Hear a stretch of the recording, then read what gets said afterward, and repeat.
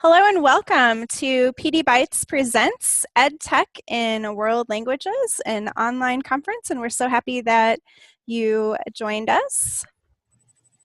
I am Shannon Steimel, and I'm the Library Media Specialist and Tech Committee Chair from Lift for Life Academy, which is a charter school in St. Louis, and I'm your host today.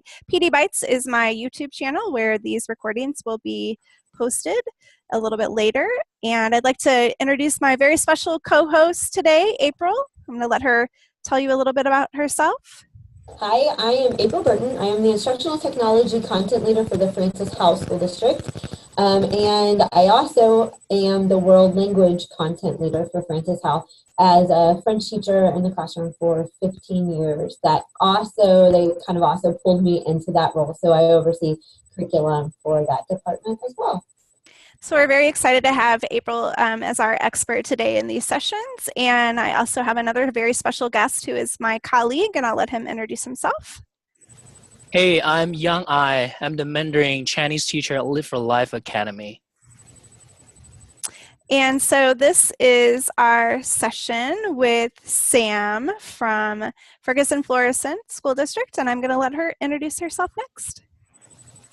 Hi everybody, my name is Sam Stearn. I'm an instructional technology specialist for Ferguson-Florissant, and I work with secondary teachers.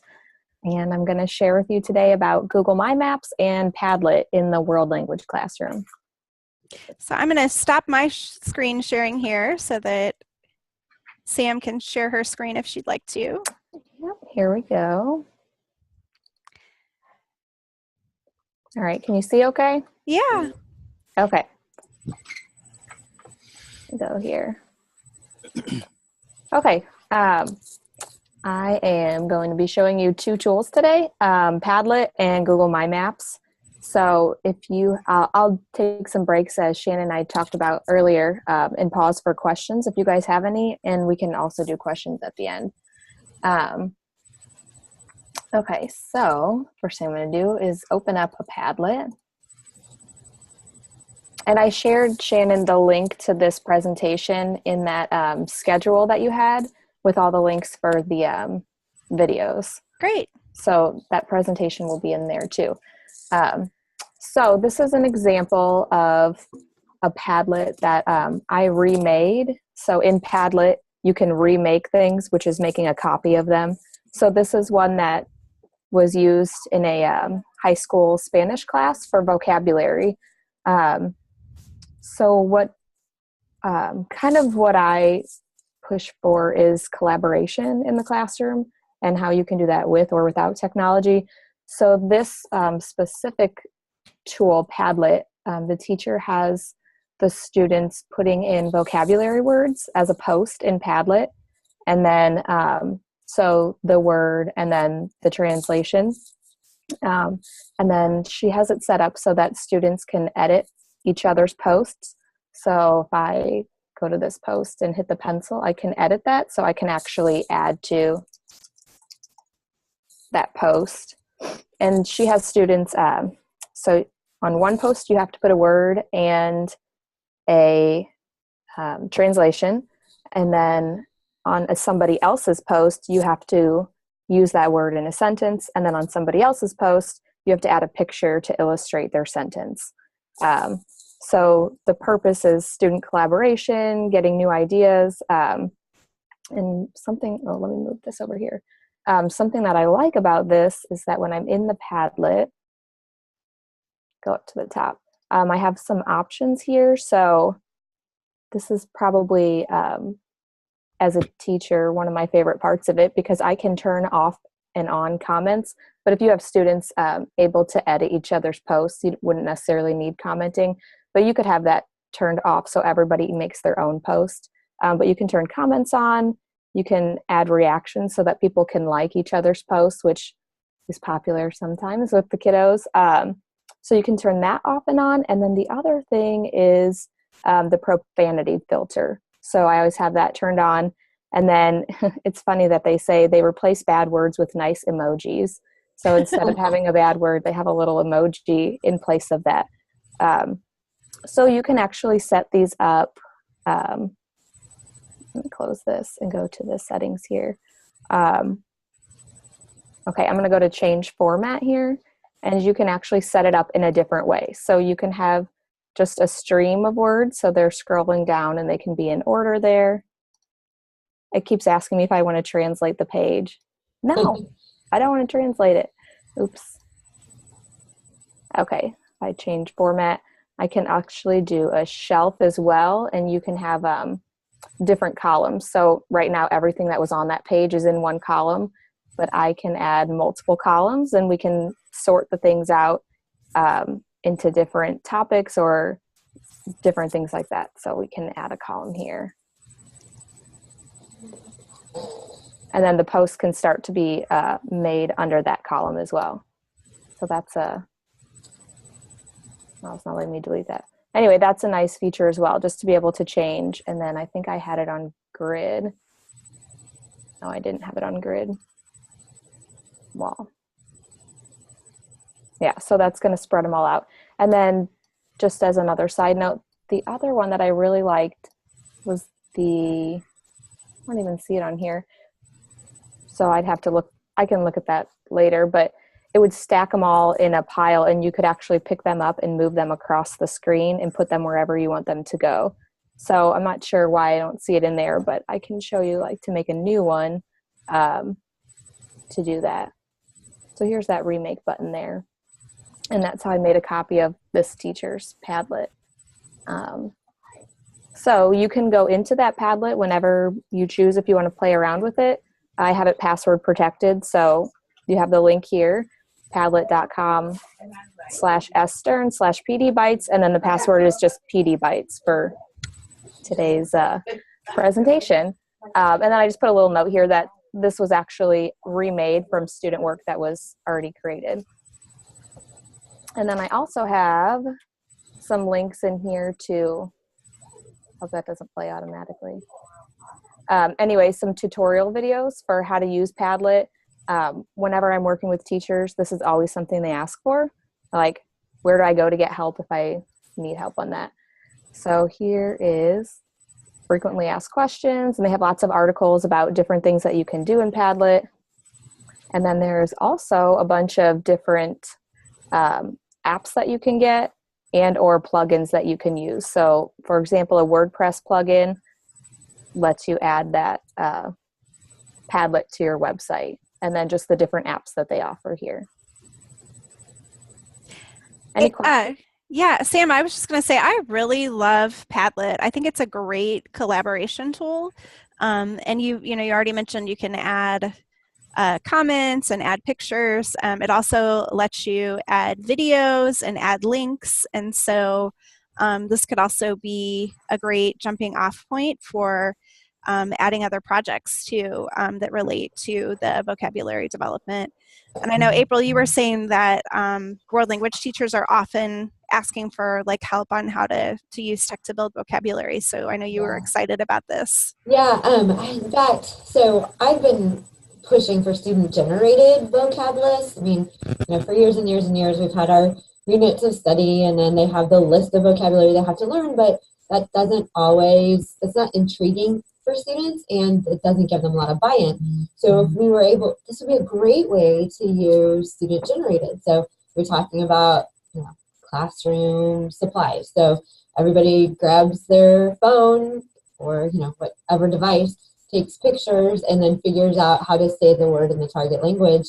And that would be a great way to get a vocab list created by the kiddos. Yeah. The nice thing, oh, sorry, go ahead, No, Shannon. go ahead, Sam. I was just going to say, you can, whenever you do add, you just double click on the page, but so you can see you can upload, add a link, search the web, add a picture, but these three little dots here gives you all different things that you can add to the Padlet. So I particularly like the Google search because that's easiest if I'm making something, to share with people, but snapping straight from your webcam.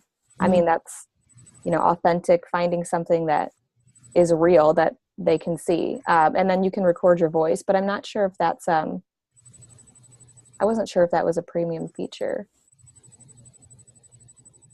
Hello, thank you for joining us today.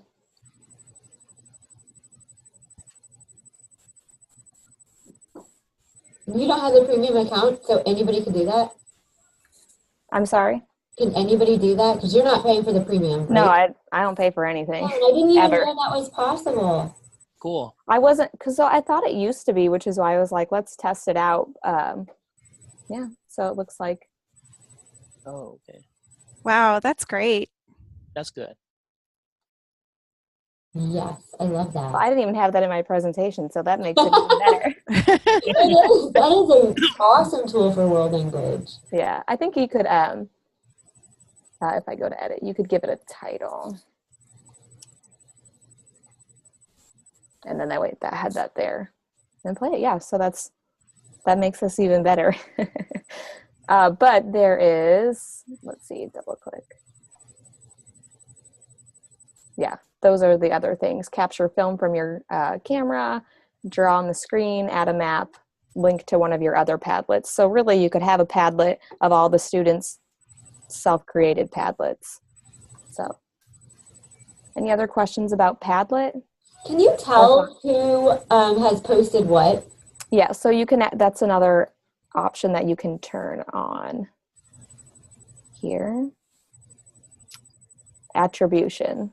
So have it, so I mean, I remade this one, so technically it says that I added everything onto here. But yes, you can do that. And then that would require them to sign in.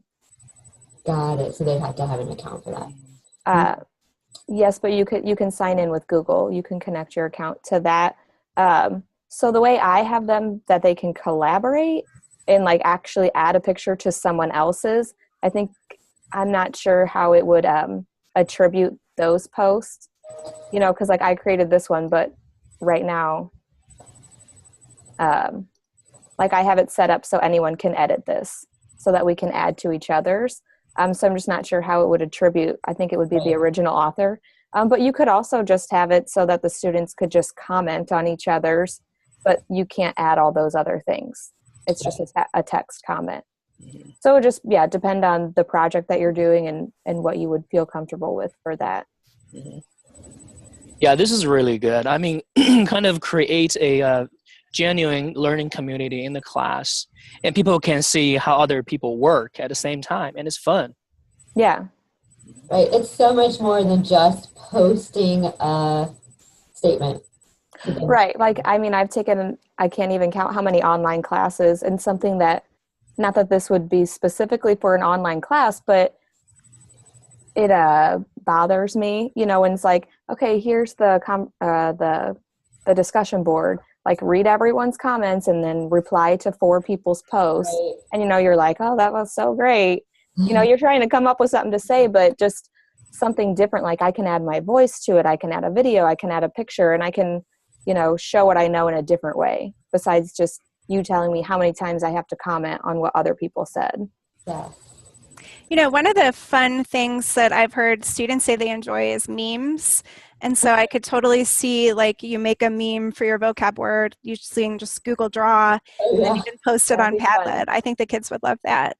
And another great tool too, ThingLink, where you can take a picture and even for premium, do a 360 picture, and then you can label objects within that picture with the vocabulary, and then you could post a link to it here from the Padlet as well. So I just think that this just offers so many great student creation tools, which is something that you know, I think will really make that vocabulary stick when you are, you know, actively involved in creating something to help you remember it.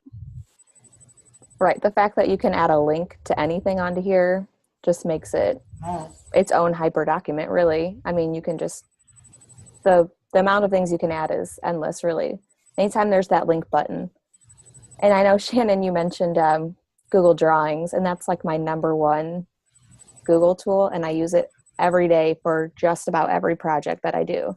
So I love it. Yeah, it's a great tool. Are you ready to, any other questions before we move on to her other thing? Are we ready to move on? I love Padlet. Okie dokie. So my next tool is Google My Maps. So if and when you open my presentation, this link is for view only. Just so that you could see what this looks like. So this was just an example. I've had teachers use these for a lot of things, and I'm in editing mode right now, so that's what you're going to see. No, I'm sorry, that's not what you're going to see. When you open that link, it's going to look like this. So I took historical Hispanic artists, authors, and musicians, and then made them into different layers, is what they're called on Google My Maps. So you can turn different layers off, and you'll see those go away here. So you're making an interactive map here. And then so I can add pictures to the map. I can add links to different websites to the map. And then I can also add content, which, let's see, should go back into one of these. If I go to edit that post, I can actually then, oops.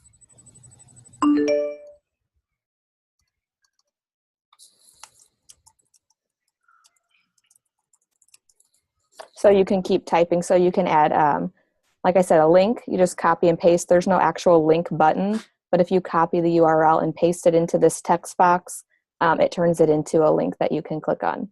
I've used this in a lot of different settings, not necessarily only for world language. However, you can change the base map on here. This isn't as complex as Google Earth. Like in Google Earth, you can, go in and see like Street View, like you can see like as if you're looking straight onto something. And the best that you can get in here is just a satellite view. So I changed the base map here to a satellite map, but you really can zoom in pretty far. You just don't have that street view. So I had a teacher who was talking about different parks in France. So her students made a collaborative map, because I can share here and add editors here. I always add my partner for training purposes. So then it's just a Google Doc, so I can say that she can edit or view that. So give her editing permissions. And you can see I've posted it in a Google Classroom as well. That's what that is there. And then so another thing about Google My Maps, is that you cannot make a copy of them. So if you have one of these like in your Google Drive, if you right click it to make a copy, you can't. And then in here, there's no option. Well, that's funny. You can't do it from Google Drive. And then so the reason I was saying that, if you post it in Google Classroom, you cannot make a copy for each student. Like if you go to post that, it will say invalid content, and then you have to actually say students can view the file. So I can make a copy of this because I'm in the editing portion of it. But if you were in this version, which is kind of like the public view of it, you cannot. Do you have any questions about that? I have a bunch of like tutorials and how to in here, because there's a lot to it. Like you can see I have different layers, and then I've changed the color so that the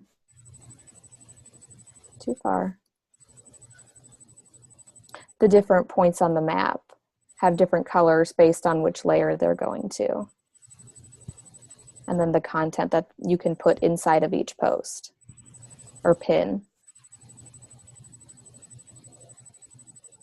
So April, I know you've used the Google Street View before, which is not part of this, but I think is related. Did you want to talk a little bit about that? Yeah, the first thing that my students would ever do when we would meet our partner class is get the website of their partner class's school. From that website, they would have to figure out the address, and then they would use usually Google Earth, or we could use Google Maps to just walk straight up to the front door of that building, which is really cool.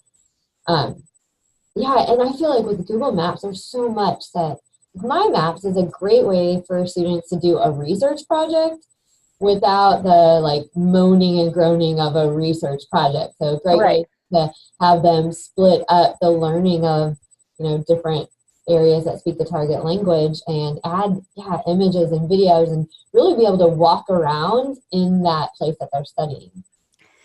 Well, I cannot believe it, but our time is actually already up for this session. You just had so many great things to show us, Sam, that the time just flew. Ah. So thank you so much for Yes. joining us. Thanks.